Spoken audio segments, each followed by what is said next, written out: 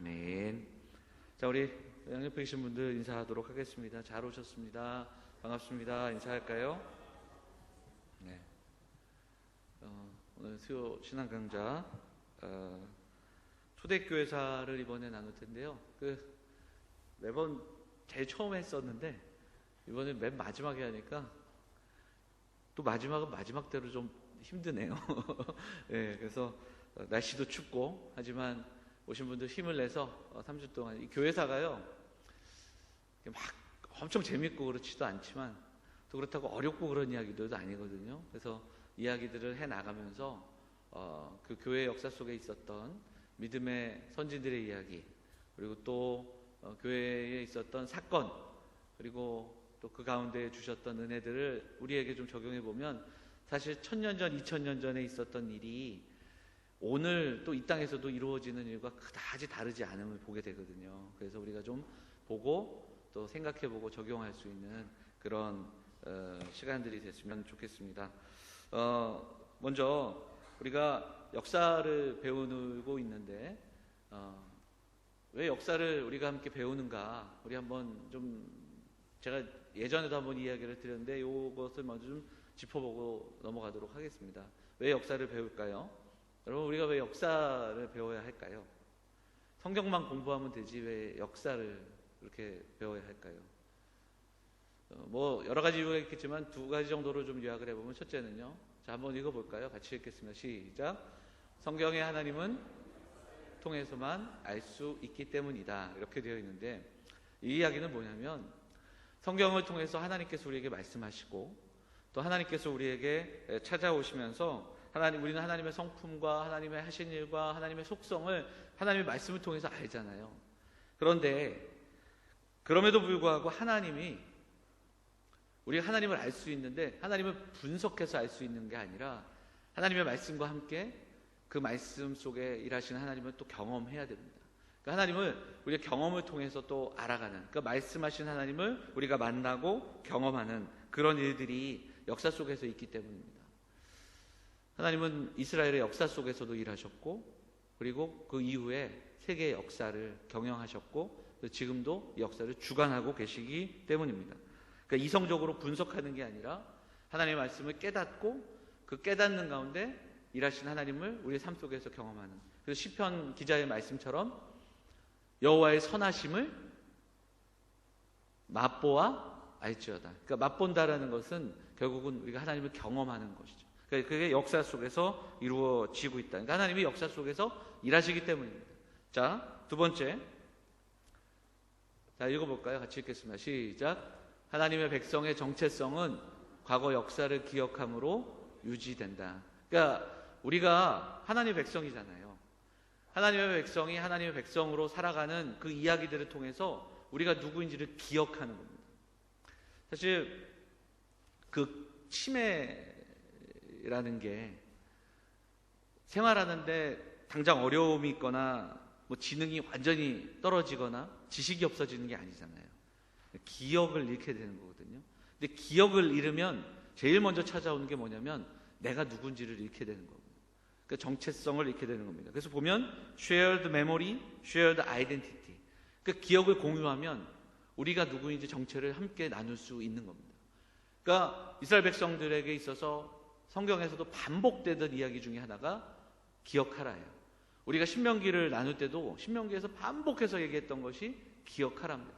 그 왜 그러냐면 아브라함의 하나님, 야곱의 하나님, 그리고 출애굽시켜주신 모세의 하나님이 우리의 하나님이시기에 가나안 땅 들어가서도 그 하나님을 섬기며 그 하나님 붙들고 의지하며 살아야 되는데, 그걸 기억하라는, 하나님이 어떻게 우리를 먹이셨는지, 40년 동안 광야에서 우리를 어떻게 입히셨는지 기억하라게 강조되고 있다는 겁니다. 공동체도 마찬가지고, 그리고 공통의 기억을 통해 형성되는 그 공동체에 대한 이야기들이 나오죠. 신앙의 눈을 가진 사람들이 이 역사를 이렇게 보면 역사 속에서 하나님의 손길을 보게 됩니다. 성경에도 여러 번 나오지만 보이지 않는 하나님의 손, 느헤미야가 얘기했고 또 성경의 기자들이 얘기했던 보이지 않는 하나님의 손이 있다. 그것은 뭐냐면 하나님의 섭리, 하나님의 통치가 있다는 것을 이야기하죠. 그런 관점에서 역사가 또 우리가 살아가는 삶의 쭉 이야기라면 교회의 역사는 하나님께서 택하신 백성들, 하나님께서 택하신 공동체에 주어진 역사이기 때문에 더 하나님의 섭리를 경험할 수 있지 않겠는가. 그러니까 교회에 어떻게 하나님이 일하셨고 교회에 어떤 일들이 있었는가를 보면, 야, 하나님이 정말 이렇게 섭리하셨구나. 하나님이 이렇게 힘들고 어려울 때 이렇게 그들을 지켜주셨구나. 그리고 역으로 이렇게 힘든데 믿음으로 살았던 사람들은 진짜 믿음을 이렇게 보여주며 살았구나. 이런 거를 살펴볼 수 있기 때문입니다. 그래서 역사의 주관자는 하나님이시고, 그리고 그것을 무엇보다 가깝게 느낄 수 있는 역사는 교회의 역사다. 이렇게 우리가 정리해 볼 수 있습니다. 자, 역사를 두 파트로 나누죠. 어떻게 나눕니까? BC와 AD죠. BC는 무엇의 준말입니까? Before Christ. 전. 이렇게 주님 오시기 전. 그 다음에 AD는 아노 도미네. 이것도 역시 주 후가 됩니다. 그래서 이제 AD와 BC로 나뉘게 되는데, 이걸 뭐 다른 역사에서 주라는 말을 빼고 기원전, 기원후 이렇게 써요. 일반 역사에서는 주라는 말을 쓰지 않고 기원전, 기원후라는 말을 쓰게 되는데요. 자, 교회사에 대한 이야기들을 좀 시작하면서 우리 35페이지 보면 교재에 적어놓은 이야기들을 좀 보도록 하겠습니다. 교회사란 무엇인가? 어거스틴이 말한 것처럼 교회를 하나님의 나라라고 정의한다면 교회의 역사란 지상에서의 하나님 나라의 역사라고 할 수 있다. 곧 하나님을 믿는 사람들, 즉 하나님 백성들의 삶과 신앙의 역사라고 할 수 있다. 이렇게 정리할 수 있고요. 그 밑에는 한번 같이 읽어볼까요? 하나님의 백성들은, 시작. 하나님의 백성들은 넓은 의미로 구약의 백성들과 신약 시대의 백성들을 포함한 모든 성도들을 의미한다. 그래서 교회의 역사는 창세기에 기록된 창조의 역사로부터 현재에 이르기까지 하나님의 백성들의 총체적인 신앙과 삶의 파노라마이다. 그렇죠. 그러니까 실상은 하나님의 백성들이라면 구약 시대에서부터 교회 역사가 시작된다고 볼 수 있지만, 실제로 교회의 역사는 사도 시대에서부터 우리가 살펴보는 것으로 그렇게 정리할 수 있습니다. 자, 그러나도 한번 읽어볼까요? 그러나 같이 읽을까요? 시작. 그러나 지상에서의 가시적인 교회 공동체는 그리스도의 오심과 부활로부터 시작되고 형성되었기에 실제적인 교회 역사의 진행은 사도시대부터 다루는 것이 정례이다. 교회사의 시대적 구분은 전통적으로 초대, 중세, 그리고 근현대로 나뉜다. 이렇게 되어 있습니다. 이 이야기는 이후에 다음 주에 초대교회, 교회를 시작을 언제부터 볼 것인가, 이게 조금 중요한 지점이 있거든요. 그래서 카톨릭이 보는 교회의 시작, 그리고 자유주의, 그리고 개신교에서 보는, 개혁주의에서 보는 교회의 시작을 다음 주에 좀 나누도록 더 할 거고요. 밑에 파트를 보시면 교회사는 세 파트로 나눕니다.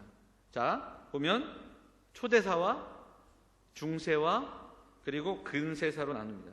사실 이것은 역사를 공부하는 사람들이 중요한 사건과 시대와 그리고 편의에 따라 나눈 그러한 구분일 텐데, 우리는 이번 3주를 통해서 초대교회사를 살펴볼 겁니다. 자, 초대교회사는 세 파트로 나뉘는데요. 자, 사도시대와 니케아 전, 니케아 후로 나눕니다. 여기서 니케아는 니케아 공회가 됩니다. 이것도 이제 우리가 이야기를 하면서 니케아 공회가 무엇인지를 초대교회 역사 속에서 한번 살펴보도록 할 건데요. 대략적으로 한 600년의 역사를 초대교회사가 차지하고 있는데, 그 중에 사도시대, 니케아 전, 니케아 후 한 200년 정도씩 이렇게 역사의 흐름을 갖고 있습니다. 사도시대는 1년부터 170년까지, 그래서 교회 초기와 이 당시에는 이제 교회를 향한 박해가 있습니다. 그리고 10대 박해라 해서 교회가 박해받았던 이야기들이 있고, 교회가 콘스탄틴 황제를 통해서 공인되고 그리고 부상하면서 로마에서 인정되는 그런 교회가 되고, 그 이후에 교회의 세력이 강성해지고, 그런 이야기들이 초대교회사 후반부에 이제 이어지는 것을 보게 됩니다. 초대교회사에 있어서 우리가 좀 살펴보기 전에 교회사가 왜 중요한가, 교회사의 흐름을 몇 가지만 좀 살펴보도록 하고, 그 다음 초대교회사로 들어가도록 하겠습니다. 첫 번째는 외부와 외부의 핍박입니다. 이게 36페이지에 이제 9가지 정도로 정리가 되어 있는데요. 자, 교회사의 중요한 흐름이에요. 첫째, 외부의 핍박입니다. 그 교회와 국가의 충돌, 이렇게 할 수 있는데요. 여러분, 그 복음이 어떤 나라에 들어갈 때 처음 복음이 들어가는 나라에선 그 국가와 교회 충돌이 있습니다. 그러니까 그 국가 안에 전혀 복음을 듣지 못했고 그 지역 안에 복음을 알지 못했던 사람들이 있는 곳에 복음을 들고 들어가게 되면 거기에서부터는 충돌이 있고 제일 먼저 나타나는 것이 순교의 모습이 나타나게 되고요. 그리고 충돌하게 됩니다. 그러니까 대부분의 나라가 선교 초기에 그리고 복음이 들어갈 때 그런 동일한 일들을 겪습니다. 우리나라도 마찬가지죠. 우리나라도 복음이 처음 들어왔을 때 굉장히 많은 순교의 피가 있었고요. 박해도 있었습니다. 물론 카톨릭이 먼저 들어왔고 카톨릭에 대한 박해가 있었고 그 다음에 이제 기독교에 대한 박해가 있는데 교회사를 살펴보면 우리나라에 최초로 성경을 갖고 온 그 선교사 이름이 토마스인데요. 아마 이분이 이제 최초의 선교자 우리나라의 성경을 갖고 온 토마스 선교사입니다. 이분이 영국 선교사인데요. 이분이 우리나라에 들어오려고 여러 번 시도를 했는데 그게 잘 안 되다가 언제 들어오냐면 여러분 잘 아시는 그 신미양용 제네럴 셔모노라는 걸 타고 이분이 들어와요. 그런데 그 배가 대동강변에서 불타게 되고 그리고 이 토마스가 그 불타는 배에서 내려서 대동강변에 내립니다. 그런데 그때 어떻게 되냐면 그곳을 지키고 있던 관군들에 의해서 배에서 내린 사람들이 다 죽거든요. 칼로 목을 베어 죽을 때 토마스 선교사가 목이 베어 죽어요. 그런데 기록을 살펴보면 이 토마스 선교사가 성경을 3권 가지고 들어오거든요. 그 중에 3권을 이렇게 던지면서 이렇게 내려놓으면서 죽었다. 이제 우리 교회사를 이렇게 찾아보면 그렇게 되어 있고 그 중에 한 권은 박춘건이라는 사람이 주워서 가져가게 됩니다. 그게 누구냐면 바로 이 토마스 선교사를 칼로 죽인 사람이에요. 그런데 그 사람이 무슨 책인가 궁금하여 가져갔던 그 중국말로 된 그 성경을 그가 읽고 예수를 믿게 됐대요. 그래서 초대교회사에 박춘건이라는 이름이 있고요. 나머지 2권 중에 한 권은 그냥 이제 들려오는 얘기지만 그 한 권은 어떤 사람이 가져갔는데 내용도 모르는데 종이질이 너무 좋잖아요. 종이질이 좋으니까 어디에 썼을까요? 네? 화장실에. 종이질이 아무리 좋아도 그 당시에 화장실 쓰겠어요? 벽지를 쓴 거예요. 그래서 벽지를 썼는데 그 벽에 한 장씩 들어서 벽지를 쫙 썼는데 가만히 보니까 글씨가 되어 있으니까 근데 그곳을 온 몇몇 사람이 그것을 읽기 시작했고 그들이 신앙을 받아들이기 시작했다. 그런 기록을 보게 되고요. 그리고 또 기록상에 보면 그 벽지를 발랐던 그 방 그리고 그 집이 최초의 교회가 됐다. 그게 이제 평양의 널다리 교회다. 그런 기록들을 살펴볼 수 있습니다. 근데 복음이 어쨌든 어떤 국가에 들어갈 때 가장 먼저 충돌이 일어나거든요. 가지고 있었던 토착 종교 그리고 또 오래 가지고 있었던 그 종교들과 부딪히게 되고 그리고 순교하게 되는 그런 일들이 일어나게 되죠. 로마의 경우는 다르지만 로마가 이제 박해를 하지 않습니까? 로마의 경우는 다르지만 로마도 결국은 기독교를 박해하기 시작하고 그 박해가 오랫동안 지속되면서 많은 기독교인들이 죽게 되고 도망가게 되는 그런 일들이 있는데 지금 이 그림 여기 나오시는 거 보시면 이게 카타콤입니다. 카타콤인데 다른 그림을 한번 보시면 이런 그림을 좀 찾아볼 수 있더라고요. 그 터키에 가보신 분들은 갑바도기아에 가보셨으니까 데린구유라는 곳을 가보셨을 겁니다. 지하 도시 비슷하게 되어 있는 구조로 되어 있고요. 기록을 찾아보면 이 카타콤 들어가면 나오기가 힘든 대략 그 안에 길이가 한 500km 정도 될 정도로 꼬불꼬불 되어 있답니다. 그러니까 로마 군인들이 잡으러 들어오면 찾을 수가 없는 거예요. 그러니까 그 안에 있는 거기서 예배드렸던 사람들만이 알 수 있는 표시로 출구와 입구를 만들어 놓고 그리고 거기서 꼬불꼬불한 길 그곳에서 묘지였던 그곳에서 예배했던 모임을 가졌던 그런 기록들을 좀 살펴볼 수 있습니다. 자, 2번째는 내부의 분열과 이단의 파생입니다. 이게 뭐냐면 교회가 사실은 AD 100년이 될 때까지 이 성경이 우리가 지금 66권을 갖고 있는데 이게 성경이 이렇게 66권으로 정해진 게 막 옛날부터 그런 게 아니라 AD 100년까지도 성경을 66권으로 정하지 못했고 그냥 막 있었어요. 그냥 막 두루마리로 있고 뭐 번역된 거 있고 막 이렇게 여러 가지가 있는 거죠. 그러다 보니까 그 안에서의 분열이 있었고 자꾸만 이단이 생겨나게 되는 겁니다. 그래서 제일 먼저 구약 성경을 39권으로 정한 회의가 AD 90년의 얌니아 회의예요. 알렉산더가 헬라 나라가 그 이스라엘 백성들의 지방을 쳐들어오고 그 다음에 로마가 쳐들어오고 그리고 예루살렘 성이 멸망하고 막 이런 무너지고 막 이런 그 일들이 있으면서 이스라엘 백성들이 이거 안 되겠다. 우리의 말씀을 지켜야겠다. 이런 생각을 하게 됩니다. 그래서 AD 70년에 예루살렘 성이 무너지는데 경각심을 갖고 구약 성경 굉장히 많은 그 두루마리 중에 39권을 정경화하는 회의가 얌니아 회의예요. 여기서 39권이 먼저 정해지고요. 이후에 이제 신약 성경이 막 쓰여집니다. 여러분 신약 성경의 순서가 어떻게 되죠? 마태, 마가, 누가, 요한. 그 다음에 사도행전, 로마서 뭐 이렇게 되잖아요. 근데 신약 성경의 특징은 이게 시대순이 아니에요. 이게 쓰여진 순서대로 되어 있는 게 아니라 성경을 복음서를 띄워놓고 그 다음 바울서신 이렇게 이제 장르별로 분류한 거거든요.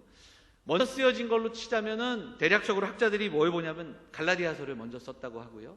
야고보서를 먼저 썼다고 합니다. 그 다음에 바울서신이 먼저 쓰여졌고 그리고 간발의 차이로 복음서가 쓰여지고요. 그리고 제일 나중에 쓰여진 게 어떤 신약 성경일까요? 요한서신이에요. 요한서신. 제가 오늘 아침에 살짝 얘기를 했는데 새벽기도 때 요한서신이 가장 뒷부분에 쓰여집니다. 왜냐하면 요한복음, 요한서신, 요한계시록. 그래서 오늘 아침에도 말씀드렸잖아요. 요한이 사도행전 3장에 이후에 싹 사라져요. 그리고 그동안 뭐 하고 있었을까? 대부분 마리아를 섬겼을 것이다. 그렇게 이야기하죠. 요한복음 뒷부분에 보면 예수님이 네 어머니다 라고 이야기하면서 어머니를 맡기잖아요. 그러면서 요한은 사도행전 3장부터 사라지고 그리고 한참 있다가 나타나는 거예요.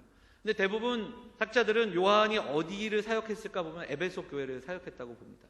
그래서 제가 아침에 말씀드렸지만 요한복음, 요한서신, 요한계시록을 이어지는 큰 맥 중에 하나가 사랑이고 그 사랑이라는 것이 왜 자꾸 반복될까 생각해보면 에베소라는 그 지역 속에서 사역했던 그 요한의 이야기를 이렇게 연결을 해보면 에베소 교회가 요한계시록 제일 처음에 나오는 책망받는 그 교회인데 에베소 교회가 책망받는 이유가 딱 한 가지예요.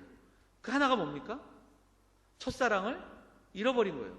이단도 이기고 뭐 칭찬을 막 받는데 에베소 교회가 잃어버린 것이 뭐냐면 사랑을 잃어버린 겁니다. 그 에베소 교회를 향해서 그 공동체를 향해서 사도 요한이 얼마나 사랑을 강조했을까. 그걸 생각해보면 요한서신 그리고 요한계시록까지 이어지는 이 사랑의 테마가 에베소 교회와 연결이 되고 그리고 사도 바울도 에베소서를 보면 그 뒷부분에 있어서는 사랑에 대한 이야기들을 강조하는 것을 보게 되죠. 자, 요한복음 그리고 요한서신, 요한계시록이 마지막에 쓰였습니다. 계시록은 놔둔 채로 요한복음과 요한서신을 보면 요한이 왜 펜을 들었을까 생각을 해보면 요한이 그 다른 사도들이 교회를 세우고 또 복음이 전해지는 이 모습을 보면서 흐뭇했을 텐데 어느 날부터인가 예수님에 대한 잘못된 그 가르침들이 교회로 침투하는 겁니다.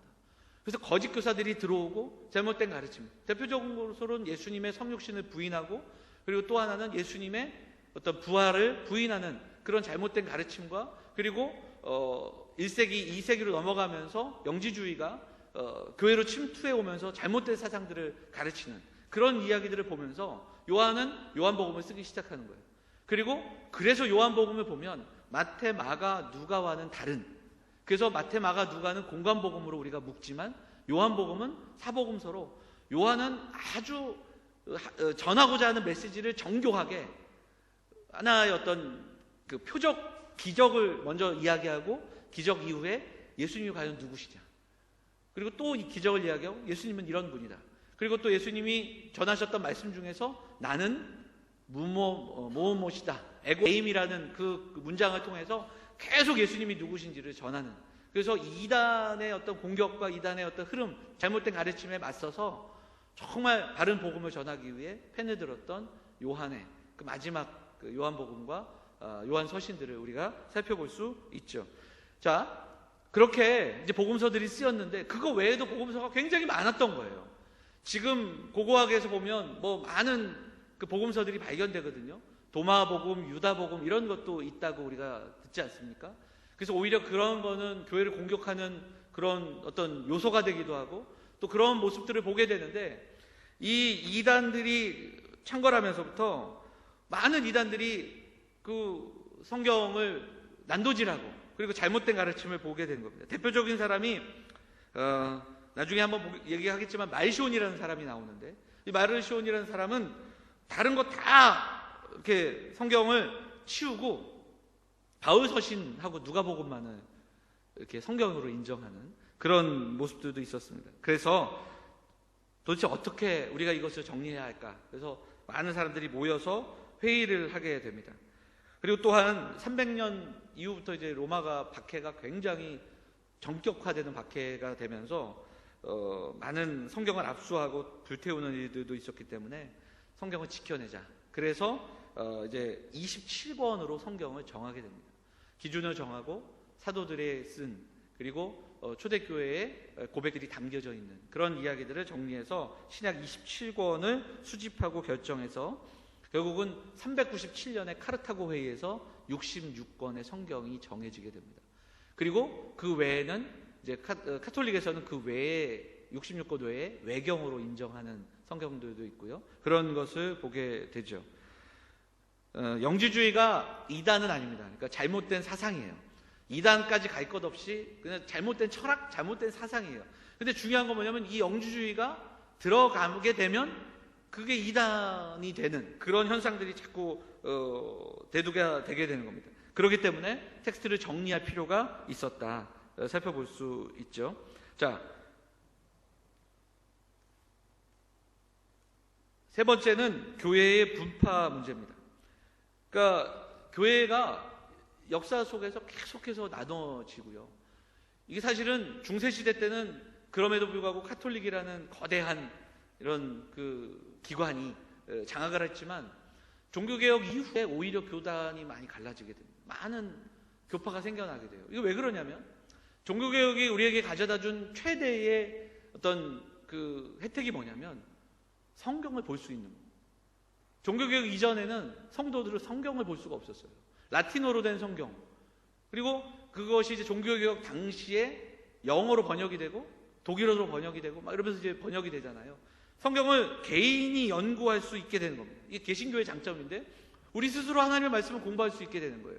근데 이게 가진 단점이 뭐냐면 성경을 해석하는 해석이 달라질 때 그게 분파가 되게 되는 거죠. 그래서 이제 종교개혁 이후에도 많이 나누어지게 되는 걸 보게 됩니다. 그리고 이것은 이후의 역사 속에서도 계속해서 교회가 갈라지죠. 대표적인 나라가 우리나라예요. 외국 학자들이 우리나라에 오면 깜짝 놀랍니다. 장로교회가 굉장히 큰 교단으로 된 것도 깜짝 놀랄 일이지만 예수교 장로회가 있고 기독교 장로회가 있고 예수교 장로회 합동이 있고 예수교 장로회 통합이 있고 뭐 이런 그 다음에 저쪽 끝에 우리 순장이 있고 그 사실 보세요. 예수교 장로회 예수잖아요. 기독교 장로회 기독이 뭐예요? 그리스도가 이제 한문으로 기독이에요. 그것도 그리스도교 장로예요. 근데 우리는 우리끼리 나눈 거예요. 그러니까 막 그 존 스투어트 목사님이 한국 와갖고 왜 한국은 왜 이렇게 예수교와 기독교가 싸우냐고 다 같은 건데 뭐 이런 이야기들을 하거든요. 근데 이게 사실은 우리나라만의 이야기가 아니라 역사 속에서 끊임없이 분파가 있었고 나누어지는 그런 모습들이 있었다. 이걸 살펴볼 수 있고요. 네 번째는 교회와 정치와의 문제입니다. 이제 국가가 시스템적으로 어떤 교회를 핍박할 때가 있습니다. 대표적인 게 이제 지금의 어떤 북한이 될 것이고요. 중국은 한동안 조금 오픈했다가 중국도 다시 지금 그러고 있고요. 뭐 독일 같은 경우 이제 한동안 국가의 어떤 시스템과 교회가 마찰을 이루었던 그런 때가 있습니다. 물론 그 당시만 해도 독일의 히틀러와 그 나치에 협력했던 교회가 더 많았고요. 그럼에도 불구하고 교회가 이거 잘못된 것에 대해 저항했던 사람들이 있습니다. 제가 자주 언급하는 목사님 중에 본회퍼 목사님이라는 분은 히틀러를 암살하는 암살 조직에서 활동했던 그런 기록들도 보게 됩니다. 사실 아픈 역사인데 그럼에도 불구하고 독일과 한국과의 차이가 있습니다. 우리나라도 마찬가지입니다. 일제시대 때 일본이 우리나라의 정신을 이렇게 말살하기 위해서 했던 정책 가운데 이름을 바꾸는 것이고요. 그리고 두 번째가 신사참배입니다. 그래서 이제 이 땅에 있는 많은 교회들이 신사참배는 나라를 위한 거고 나라를 향한 거기 때문에 괜찮다. 그걸 우리 회의에서 정하고 그래서 신사참배를 거부한 아주 소수 교단이 있었습니다. 그 중에 하나가 바로 우리 교단이기도 하고요. 그런데 일제시대가 끝난 이후에 일본이 자기 나라로 돌아가고 우리나라가 재정비되고 교회가 새롭게 시작될 때 교회의 주류가 누구였냐면 신사참배한 사람들이 아니라 신사참배 했던 사람들. 신사참배 거부했던 분들은 대부분 감옥 가고 죽거나 고생해서 몸 힘들고 교회들은 약화됐습니다. 그런데 신사참배했던 교회들은 그대로 명맥을 유지하면서 그리고 그들이 이 땅의 교회의 어떤 중심이 되고 그리고 주된 모습이 됩니다. 독일교회는 그러지 않았습니다. 독일교회 역사를 보면 독일교회는 그 2차 세계대전 이후에 그 히틀러와 그리고 나치에 대항했던 그 자유교회인가요? 들이 독일교회의 중심이 됩니다. 그리고 철저하게 회개운동을 하고요. 그러니까 그것이 사실은 우리랑 굉장히 좀 다른 지점의 아픈 부분이기도 한데요. 반대로 교회와 국가가 이렇게 서로 간에 협력을 막 하잖아요. 그럼 어떤 일이 벌어지게 되냐면 교회가 타락하게 됩니다.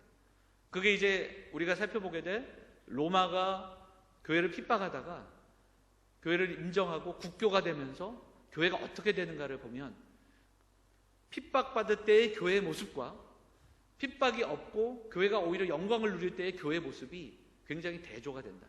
그러니까 이 세상 속에서의 어떤 가치나 그리고 누리고 있는 것들은 다 상승 곡선을 갖고 있지만 교회의 영적인 모습은 오히려 이 상승 곡선이 올라갈수록 떨어지는 모습을 보여주는 것이 바로 교회와 국가가 협력하고 또 그것이 내용들인 것을 보게 됩니다. 자, 다음 다섯 번째 뭡니까? 성직자의 자격의 문제입니다. 이게 이제 중세시대 때의 문제였고요. 사실 이것도 오늘날의 문제입니다. 그러니까 사제가 되기가 쉽게 되면 그리고 사제가 많은 권한을 누리게 되고 그리고 많은 것들을 누리게 되는 그 시대의 모습. 교회가 성장하고 확장되면 많은 신학교가 생겨나게 되고요. 한국교회 같은 경우도 80년대를 지나면서 엄청난 부흥을 경험하게 됩니다. 그래서 십자가를 꽂으면 많은 사람들이 교회에 몰려오던 때가 있었답니다. 너도 나도. 그러면서 뭐가 생기냐면 신학교가 많이 생겨요. 그리고 또 많은 목회자들이 나오게 됩니다. 그런데 어느 이제 순간부터 어떤 성직자의 자격의 문제가 대두되게 됩니다. 목회자가 되는 게 어려워야 됩니다. 제가 뭐 이미 목회자 된 사람이 이렇게 얘기하는 건 좀 그렇지만 그렇게 돼야 될 것이고 앞으로 그렇게 될 겁니다. 지성과 영성이 균형을 이루어야 되기 때문에 그렇습니다. 지금도 보면 6개월이면 목사가 되는 코스가 있어요. 그것도 길면은 통신으로. 그래서 통신으로 할 수 있는 6개월 코스가 있는 거예요. 그러니까 그러면 안 되는 거죠. 왜냐하면 하나님의 말씀을 연구하고 그 말씀을 시대에 적용할 수 있어야 되기 때문에. 그리고 또한 그것만이 아니라 지성과 영성이 함께 동반되게 되기 때문에 신학교에서 끊임없이 그 두 가지를 같이 공부하고 그리고 준비된 사람들이 또 이 일들을 감당해야 되는 거죠. 자, 그 다음에 한번 읽어볼까요? 6번째 뭡니까? 같이 읽어볼까요? 시작. 공건주의와 교리주의의 갈등, 이렇게 되어 있습니다. 교회가 부흥하고요, 우리 교회들이 성장할 때 두 가지 양상이 일어납니다. 첫 번째가 뭐냐면 찬양과 기도와 능력과 은사를 강조하는 이런 그 갈망하는 경건주의 들이 이렇게 일어납니다. 근데 이것의 단점은 잘못된 이단으로 갈 수가 있는 겁니다. 은사주의, 지나친 은사주의, 그리고 또 지나친 성령주의로 갈 수 있는, 그래서 이단의 발생이 있고요. 왜 이럴까? 그건 교리의 부재입니다.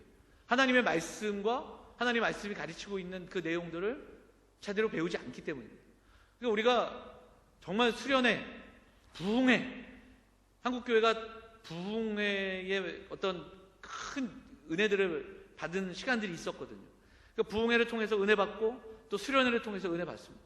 뜨겁게 찬양하고, 그런데 사실 이것만으로 안 되더라는 거예요. 왜 그러냐면 말씀의 부재입니다. 교리가 그리고 말씀이 부재했기 때문입니다. 교리와 신학이 우리의 삶에서도 우리의 지식에도 체계적으로 정리되지 않았기 때문입니다. 그런데 또 교리를 가르치고 또 말씀을 가르치는 가운데 또 어떤 현상이 일어나면 지나친 극보수주의가 생겨요.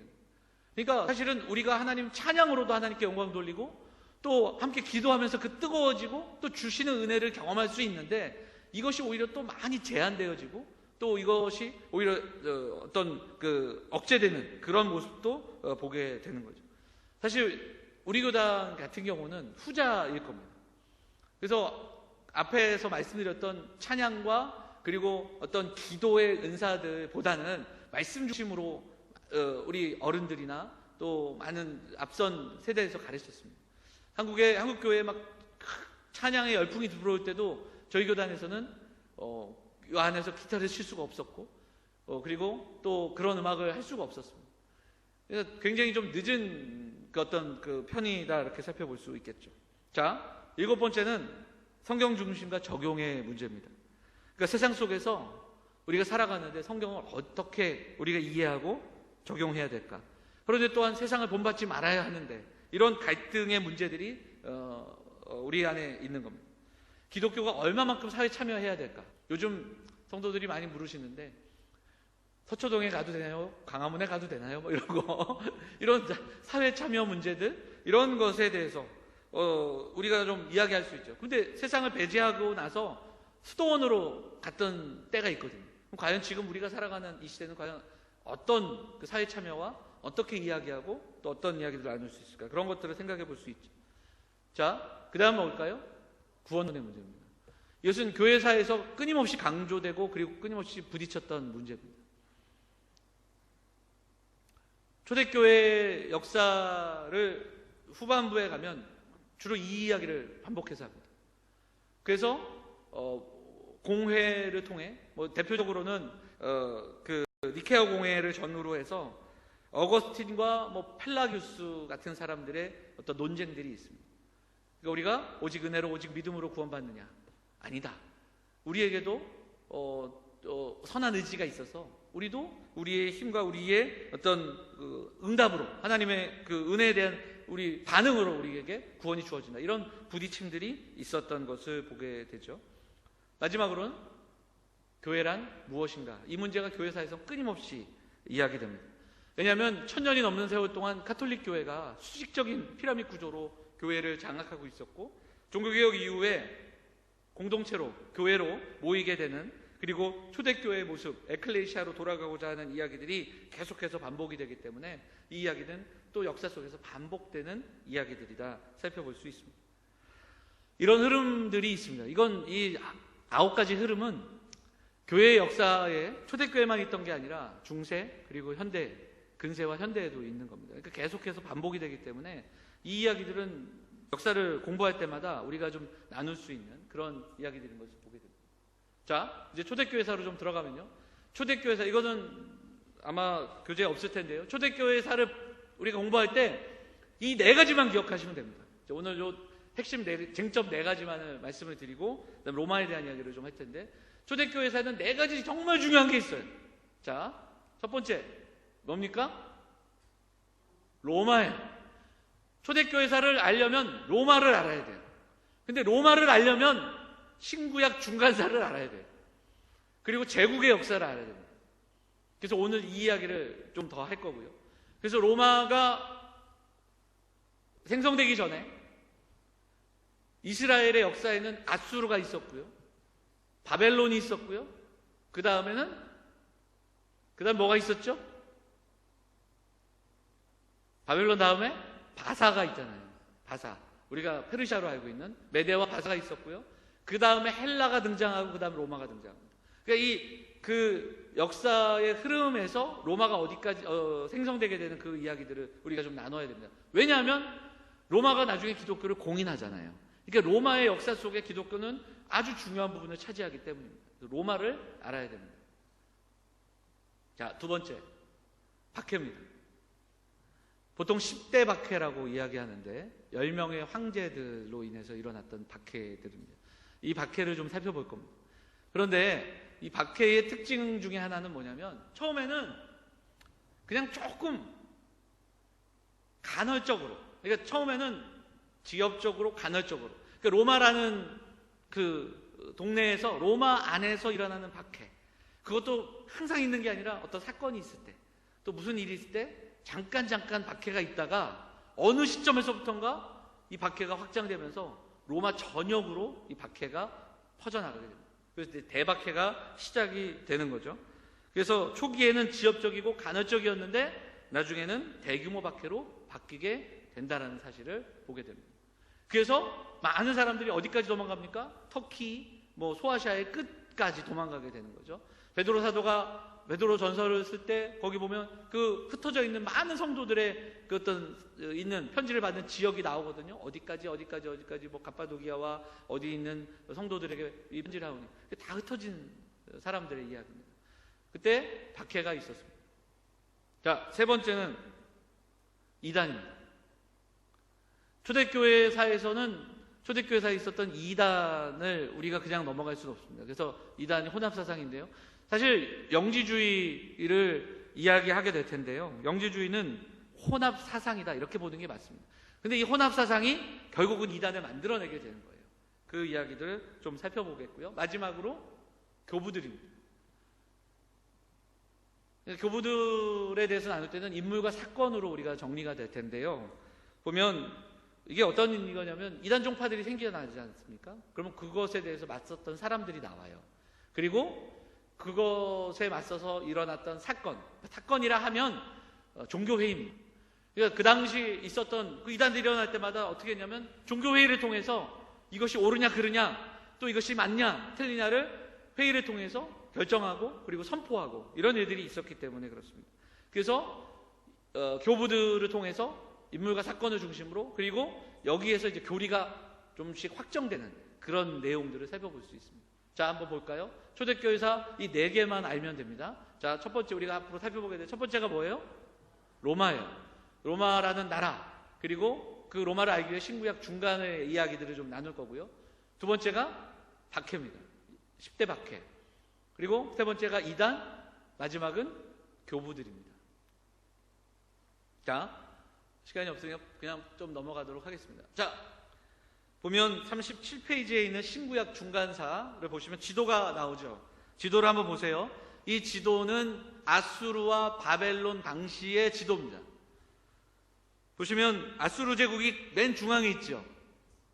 자, 여기에 동그라미를 하나 치시고 바벨론 제국 어디 있는지 보이십니까? 바벨론에도 동그라미를 치세요. 이에 비해서 유다와 이스라엘은 예루살렘이 있는 아주 저쪽에 변두리에 있는 작은 나라입니다. 사실 이 당시에는 아수르, 바벨론, 애굽 이 세 가지 큰 제국이 이 근동지방의 어떤 열쇠를 갖고 있었는데 우세를 갖고 있었는데 이스라엘은 그나마 그 작은 나라가 남북으로 나뉘어서 있었던 그 형국이 바로 이 시대입니다. 이걸 보면 우리나라를 떠올리게 돼요. 그래서 우리나라를 둘러싸고 요즘 가뜩이나 요즘 있잖아요. 지소미아 이야기하면서 중국도 그리고 일본도 미국도 그렇게 소련까지도 관심을 갖고 있는데 우리는 작은 나라임에도 불구하고 반도에 있으면서 남북이 나뉘어져 있는 거예요. 참 이 이스라엘 역사를 이렇게 보면서 자꾸 우리나라를 떠올리게 되는 그런 그림을 보게 됩니다. 자, 신구약 중간사 한번 볼게요. 37페이지 보면 말라기와 세례 요한의 출현 사이에는 약 4세기에 거친 공백이 있다 이렇게 되어 있습니다. 이 시기는 신약 시대와 신약 성경에 대한 이해와 해석을 위한 열쇠가 된다. 구약과 신약의 지리적 배경은 같지만 지적이고 사회적이고 문화적이고 종교적인 배경이 다르기 때문입니다. 그래서 이 시대의 역사를 배우는 것은 신약 성경을 이해하는 데서 매우 중요합니다. 그래서 좀 눈여겨보시고 살펴보는 그런 내용들이 됐으면 좋겠습니다. 자, 38페이지 한번 보시면 지도가 하나 더 있습니다. 그죠? 요거는 바벨론이 이제 패망할 때에 그 메대와 바사가 엄청난 그 왕국을 갖고 있는 그때의 지도입니다. 가만히 보시면 왼쪽에는 마게도냐가 있고요. 이 마게도냐가 나중에 알렉산더의 헬라 나라가 됩니다. 그리고 나서 유다가 있고요. 북이스라엘은 이미 없어졌고 바벨론 제국이 있고 메대와 바사가 이렇게 있습니다. 이 메대와 바사는 그리스의 도시국가들처럼 처음에는 작은 도시국가들이었는데 이것이 강성해져서 큰 두 개의 국가가 이후에는 메대가 이것을 이렇게 통일하는 그런 모습들도 보게 됩니다. 자, 먼저 아수르와 바벨론을 좀 나누게 될 텐데요. 요건 간단하게 살펴보면서 그냥 그 나라들의 어떤 경영에 대한 이야기들을 좀 해보도록 하겠습니다. 아수르 하면 요나와 나훔을 생각할 수 있습니다. 왜냐하면 아수르와 연결된 선지자가 2명 있는데 그들이 누구예요? 요나와 나훔입니다. 자, 우리가 요나를 주일날 살펴보고 있는데 요나가 어떤 명령을 받아요? 어디로 가라고? 니누에로 가라고 명령을 받잖아요. 그럼 니누에는 어디입니까? 아수르의 수도예요. 다시 한번 볼까요? 37페이지 지도를 한번 보세요. 니누에가 있어요. 어디 있죠? 아수르 제국할 때 국자 바로 위에 있죠. 여기가 니누에입니다. 여기가 바로 아수르의 수도였습니다. 아수르는 성경에 아수르를 향하여 하나님이 멸망을 예언하셨고 그리고 그들이 회개를 촉구했던 성경이 요나서고요. 나훔은 완전한 멸망을 예언하게 됩니다. 아까도 말씀드렸지만 사실 요나를 통해서 아수르의 수도를 구원하셨어요. 요나가 요나서를 보면 니느웨로 가갖고 말씀을 전하니까 어떤 일이 벌어집니까?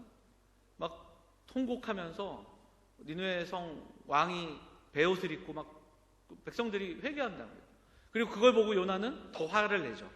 저들을 저렇게 회개하게 놔두시냐 뭐 이런 그 모습들이 나오는데요.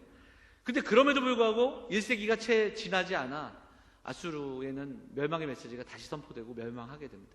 이걸 보면 우리가 한번 울고 한번 흐느껴 울면서 감정적인 어떤 통회가 있고 회개가 있을지라도 이것만이 회개가 아니라는 걸 보게 돼요. 그러니까 회개에 합당한 열매들이 있어야 됩니다.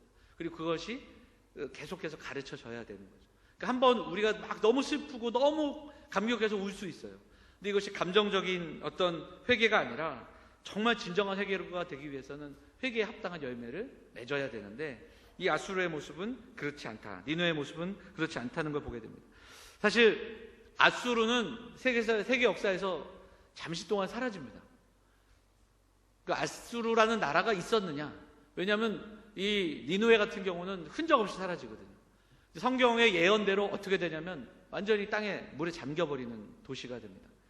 그래서 물로 망하는 그 니느웨가 땅에 묻히게 되는데 이후에 그 고고학자들이 아주 후에 이거 니느웨의 흔적들, 아수르의 문화들을 발견하게 되고 그러고 나서 아수르가 다시 세계 역사 속에서 대두가 되게 되는데 아수르는 식민 정책을 펼 때 어떤 정책을 폈는가? 그들은 포로로 잡아가서 혼인을 시킵니다.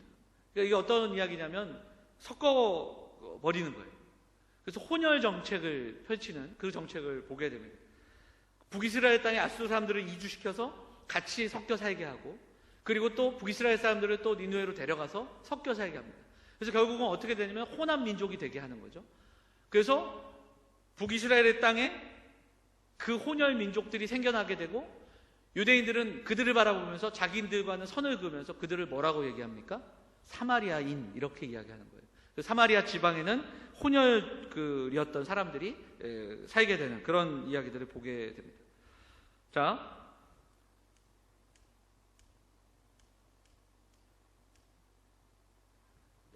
우리가 지금 나누고 있는 제국들이 보여주는 세계의 경영이 있습니다. 근데 아수르의 세계의 경영의 핵심은 뭐냐면 경계입니다. 경계를 허무는 거예요. 그래서 땅과 민족의 경계를 허물고 너도 나도 같이 살고 혼혈로 살아가는 정책을 피는 거죠. 그게 이제 아수르가 정복하는 나라들마다 펼쳤던 정책 중에 하나입니다. 그러나 여러분, 경계는 누가 정하는 거예요? 하나님이 정하십니다. 땅의 경계를 무력으로 허물 수 있을 것 같지만 그렇지 않아요. 사람의 민족의 경계를 사람들이 만들어가는 게 아니라는 거죠. 자, 우리 이사야서 말씀 한번 볼까요? 이사야서 같이 읽겠습니다. 같이 읽어볼까요? 시작. 이것이 온 세계를 향하여 정한 경영이며 이것이 열방을 향하여 편 손이라 하셨나니 만군의 여호와께서 경영하셨은즉 누가 능히 그것을 패하며 그의 손을 펴셨은즉 누가 능히 그것을 돌이키라. 이게 이사야서에 나오는 말이에요. 자, 아수르가 북이스라엘을 멸망시킨 이후에 남유다를 향하여 돌진합니다. 북이스라엘도 멸망시켰는데 남유다쯤이야. 근데 남유다를 멸망시키지 못했어요. 왜 그러냐? 사내립이 쳐들어와가지고 예루살렘 성을 막 그냥 꽁꽁 둘러싸고 있음에도 불구하고 결국은 그들이 어느 날 하룻밤에 죽게 되고 막 이런 일들이 열왕기에 나오잖아요. 그때 이사야 선지자가 이야기한 거예요. 아수르는 유다를 무너뜨릴 수 없다. 왜 그러냐? 그래서 하나님이 정해놓으신 경계가 여기까지이기 때문이다. 그 이야기를 들려준 겁니다. 누가 능히 그것을 패하고 그가 손을 펴셨는데 누가 능히 그것을 돌이킬 수 없다. 정말 거기까지. 그래서 아수르는 북이스라엘까지만 들어오게 되는 그 역사의 모습들을 보게 됩니다. 자, 한 구절만 더 볼게요. 사도행전에 나오는 이야기입니다. 사도행전 17장 말씀 같이 읽어볼까요? 같이 읽겠습니다. 시작. 인류의 모든 족속을 한 혈통으로 만드사 온 땅에 살게 하시고 그들의 연대를 정하시며 거주의 경계를 한정하셨으니 하나님께서 우리의 역사를 주관하시고 연대를 정하시고 경계를 정하셨다. 이렇게 성경이 말하는 겁니다. 우리가 살아가는 삶의 역사가 하나님의 주관 속에 있고 우리가 아무리 그 경계를 세워가고 경계를 허물려고 해도 우리가 하는 것이 아니라 하나님이 만들어가는 것이다. 그렇게 말씀하고 있는 겁니다. 자, 두 번째, 시간이 별로 없으니까 빨리 볼게요. 자, 바벨론의 세계 경영. 바벨론, 아수르를 뒤를 이어 바벨론이라는 나라가 제국이 되는데 바벨론은 교육을 앞세웁니다. 그리고 무시무시한 이데올로기라는 것을 앞세워서 그들을 가르치려고 합니다. 이것을 볼 수 있는 그 장면이 어디에 나오죠? 아수르가 교육을 해요. 다니엘이에요. 다니엘서를 보면 다니엘이 새 친구랑 잡혀가잖아요. 그래서 바벨론의 왕궁에서 교육을 받잖아요. 그러니까 이런 거예요. 똑똑한 사람들 데려다가 우리의 가치, 우리의 종교, 우리의 사상을 가르치면 그들이 거기에 물든다. 그래서 그들은 우리 사람이 될 것이고 같은 민족 또 같은 우리의 사람들이 될 거라는 그 사고를 갖고 있어. 그게 통했어요. 근데 그게 과연 맞는가? 그게 통하지 않는 한 사람을 보여주잖아요. 그게 누구예요? 다니엘이에요. 다니엘은 시작부터 그들과 달랐어요. 그리고 심지어는 하나님은 다니엘에게 바벨론을 향하여 책망하게 하고 다니엘에게 환상을 보여주시는데 그 환상들이 뭐예요? 제국의 흥망성쇠를 다 보여주십니다. 그래서 다니엘서를 보면 아수르, 바벨론의 뒤를 잇는 메대와 바사, 그 다음에 헬라, 로마에 이르기는 그 역사를 무슨 이렇게 환상을 통해 그림을 통해서 보여주신단 말이에요. 실제로 이 다니엘서가 기록이 된 이후에 알렉산더가 헬라군을 이끌고 엄청난 대국을 만들거든요. 알렉산더가 페르시아를 정복하기 전에 예루살렘에 와요. 예루살렘에 와서 다니엘서 기록을 보면 깜짝 놀랐다는 기록을 요세푸스라는 책을 보면 일반 역사에도 기록이 되어 있어요. 그게 뭐냐면 다니엘이 가만 보니까 이 이야기가 헬라의 이야기가 몇백 년 전에 기록이 되었다는 거예요. 자기들의 이야기가 몇백 년 전에 성경이 예언이 되어 있기 때문에 깜짝 놀라고 그 기록이 요세푸스의 역사를 보면 기록되어 있다. 이렇게 살펴볼 수 있죠.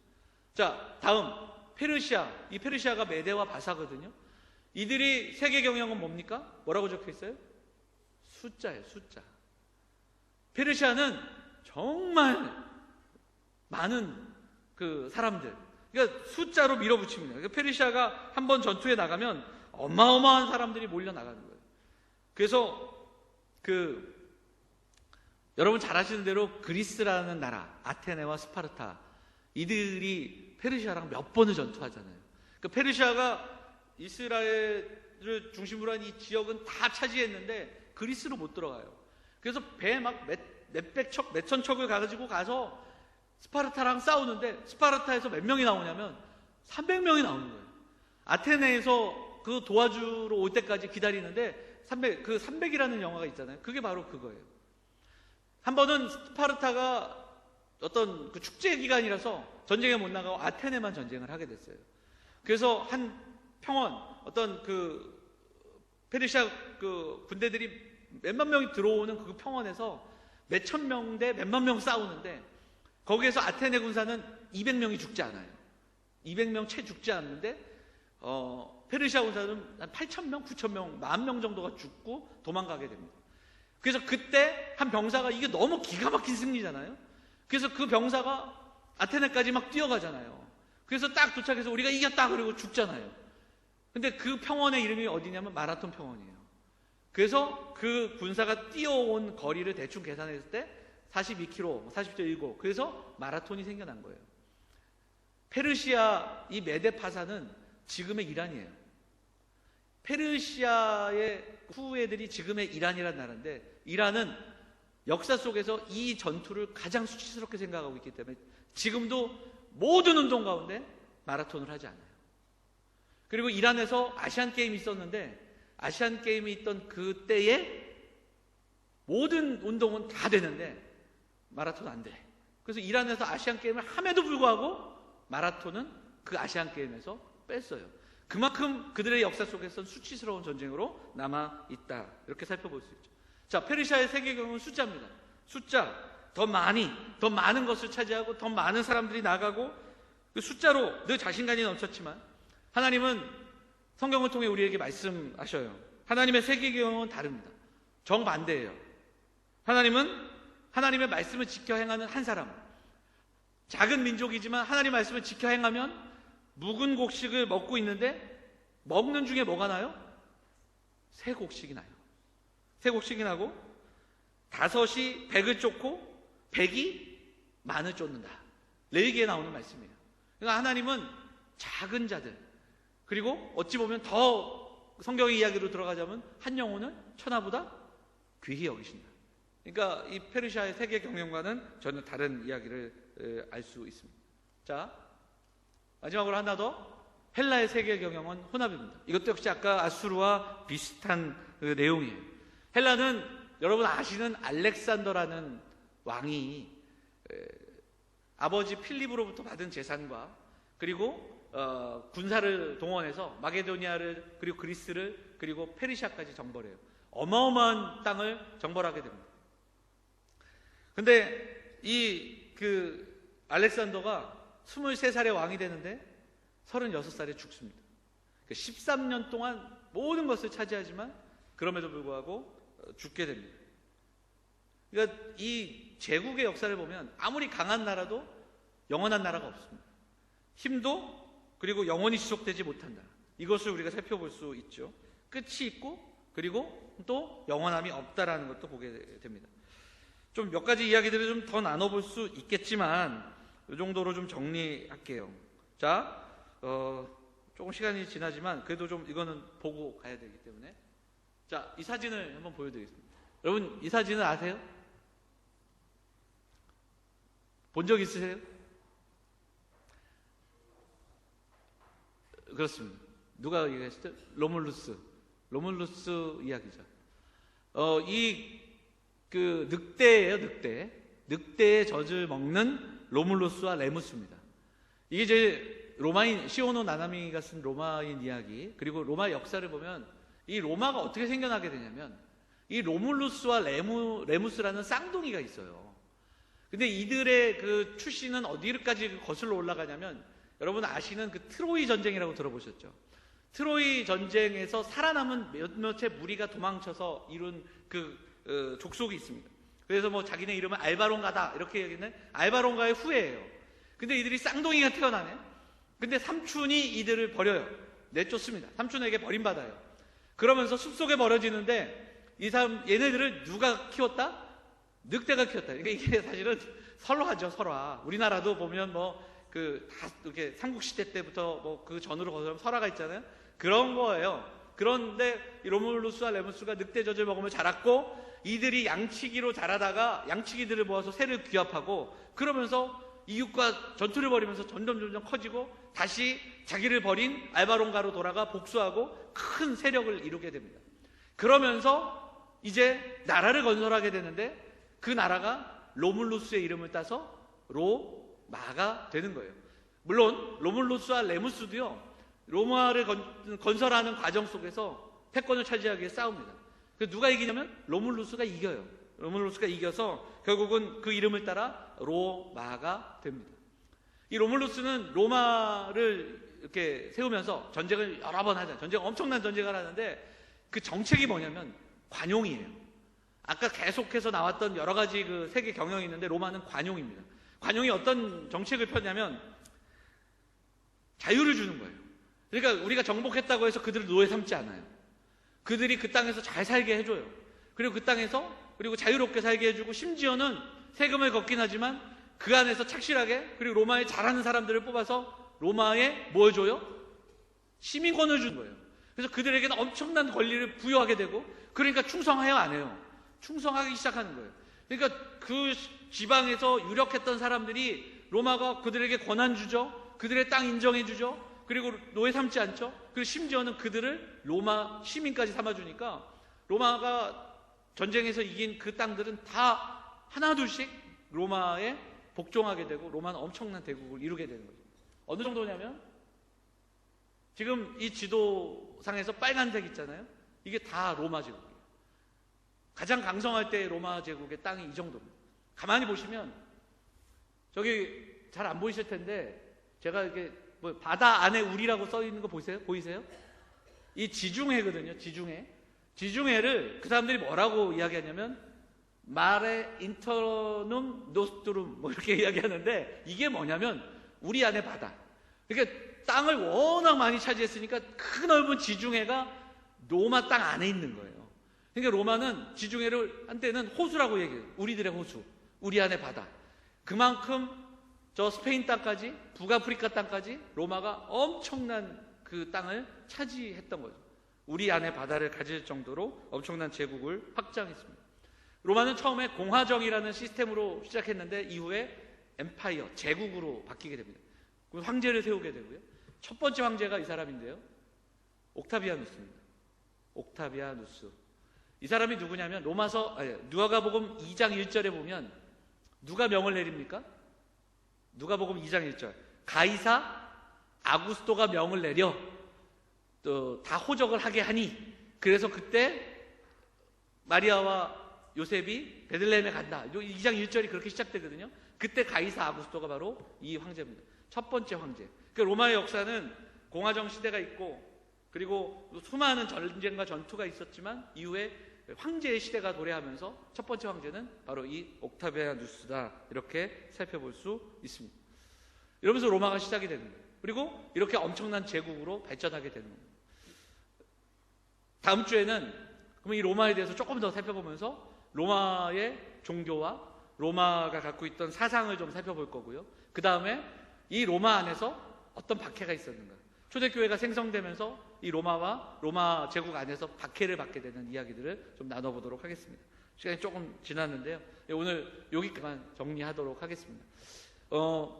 좀 빨리빨리 진행하다 보니까 좀 따라가기 힘든 부분들도 있으실 텐데, 그럼에도 불구하고 또 그렇게 어려운 내용들이 아니니까요, 그냥 이야기를 듣는다 생각하시고 따라오시면서 우리가 좀 다음 주하고 다다음 주는 굉장히 중요한 내용이니까 빠지지 마시고, 그래서 진짜 이제 초대교회사가 시작이 되는 거예요. 오늘은 서론 같은 이야기들을 쭉 나눴고요. 10대 박해를 공부하고, 그 다음에 초대교회 이단들을 공부하면서 좀 오늘 살아가는 우리에게 좀 적용해 볼 수 있는 초대교회사가 됐으면 좋겠습니다. 자, 우리 잠깐 기도하겠습니다. 사랑과 은혜가 풍성하신 하나님 감사합니다.